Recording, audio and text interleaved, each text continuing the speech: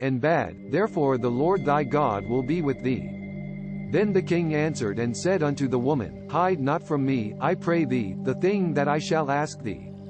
And the woman said, Let my lord the king now speak. And the king said, The hand of Joab with thee in all this?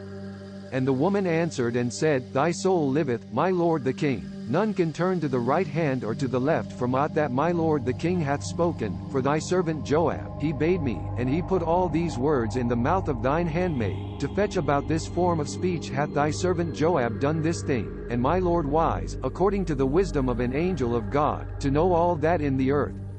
And the king said unto Joab, Behold now, I have done this thing, go therefore, bring the young man Absalom again.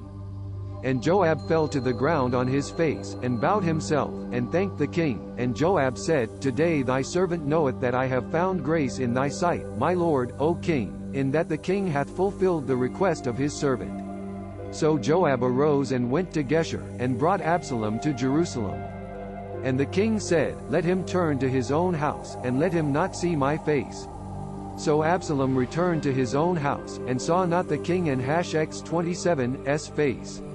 But in all Israel there was none to be so much praised as Absalom for his beauty, from the sole of his foot even to the crown of his head there was no blemish in him. And when he pulled his head, for it was at every year in Hashx 27's end that he pulled, because was heavy on him, therefore he pulled it smiley face, he weighed the hair of his head at 200 shekels after the king and Hashx 27's weight. And unto Absalom there were born 3 sons, and 1 daughter, whose name Tamar, she was a woman of a fair countenance. So Absalom dwelt 2 full years in Jerusalem, and saw not the king and Hashx 27's face.